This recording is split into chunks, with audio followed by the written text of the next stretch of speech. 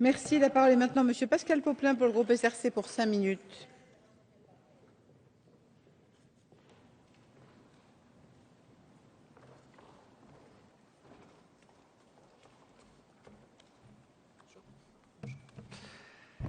Madame la Présidente, Madame la Garde des Sceaux, Monsieur le Ministre, Madame et Monsieur les rapporteurs, chers collègues, ces projets de loi sont justes, nécessaires et efficaces. Ils sont justes parce que la fraude fiscale est un vol à l'encontre des finances publiques. C'est un vol contre tous les Français, contre tous ces contribuables qui accomplissent leur devoir fiscal sans louvoyer, même quand cela leur demande des sacrifices. Pendant trop longtemps, d'autres gouvernements, et quoi qu'on en ait dit, se sont rendus complices de ces agissements en détournant le regard. Nous voulons aujourd'hui lutter contre la délinquance fiscale et économique avec autant de fermeté que celle que nous employons à mobiliser contre les actes de violence et les atteintes aux biens. Tel est le sens de ces textes ambitieux. Et je m'étonne que ceux qui pourfendent le soi-disant laxisme du gouvernement en matière de sécurité trouvent aujourd'hui autant de prétextes, et on vient encore d'en entendre, pour s'opposer à des dispositions qui mériteraient un consensus républicain. Nos collègues de l'opposition ont une fois de plus échoué, je le regrette, à se départir d'une posture par trop partisane, même si j'ai bien noté le ton modéré des orateurs d'aujourd'hui, les autres n'étant pas là. Ils affirment bien sûr être d'accord sur le principe d'une lutte renforcée contre la fraude fiscale et la délinquance financière. Mais concrètement, ils sont réticents à toute modification de la législation de nature à permettre de mener cet objectif à bien.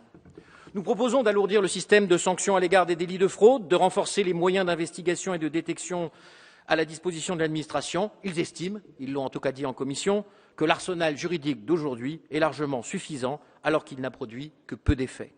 Nous proposons des dispositifs complets s'attaquant à toutes les racines du problème à la hauteur de la technicité et de l'inventivité dont font preuve les délinquants fiscaux. Ils dénoncent des mesures par trop complexes, illisibles pour nos concitoyens, voire attentatoires aux libertés individuelles. En plaidant en faveur du statu quo, je crains que la droite ne trahisse son attachement à un système qui, en l'état, protège des délinquants dont les contribuables qui paient les impôts sont les premières victimes. Améliorer notre arsenal de lutte et de sanctions contre la fraude fiscale n'est pas seulement juste, c'est aussi nécessaire. La fraude fiscale prive chaque année l'État de plusieurs dizaines de milliards d'euros, 60 à 80 selon les estimations. De tels ordres de grandeur peuvent rendre difficile à nos concitoyens la mesure de l'enjeu. Mais la discussion budgétaire que nous nous apprêtons à engager au cours des prochaines semaines offre en ce sens un éclairage éloquent pour poursuivre la remise sur la bonne trajectoire, pour redresser les finances publiques de la France après une décennie et en particulier un quinquennat d'errements graves. Il faut réduire le déficit de l'État de 20 milliards en 2014. Dans ce contexte, nul besoin d'être fin analyste financier pour comprendre tout l'intérêt qu'il y a à cesser de laisser le produit de la fraude s'évanouir dans les paradis fiscaux. Légiférer sur cette matière est enfin efficace. En un an, nous avons déjoué tous les pronostics d'échec que l'opposition s'était empressée d'annoncer. On nous prédisait un coup d'épée dans l'eau. On sait que plus d'1 millier de contribuables se sont spontanément signalés au fisc dès l'annonce d'un risque d'être pris et de sanctions plus lourdes, d'un plus grand risque d'être pris et de sanctions plus lourdes.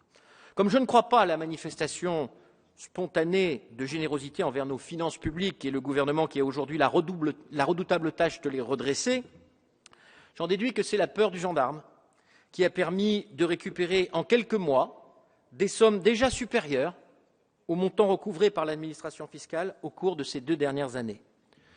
On arguait aussi de l'isolement de la France dans ce combat, augmentant par là même le risque de phénomène d'évaporation. Le processus de coopération à l'échelle européenne et mondiale pour faire partout reculer la délinquance économique et financière est pourtant bien engagé, comme en attestent les conclusions de tous les sommets internationaux qui se sont tenus dans la période récente. L'initiative du chef de l'État sur ce sujet a été présentée comme la preuve de sa naïveté, voire de son incompétence. Sa détermination à amener nos partenaires sur la voie d'une action coordonnée a pourtant été décisive. Il a ainsi fait la preuve que le volontarisme politique n'est pas une douce rêverie. Voilà pourquoi, même si nous avons bien conscience les uns les autres que tant reste à faire pour mettre un terme à cette forme de délinquance en col blanc, ces projets de loi qui constituent de bons outils pour progresser ont tout le soutien du groupe socialiste, républicain et citoyen. Merci, monsieur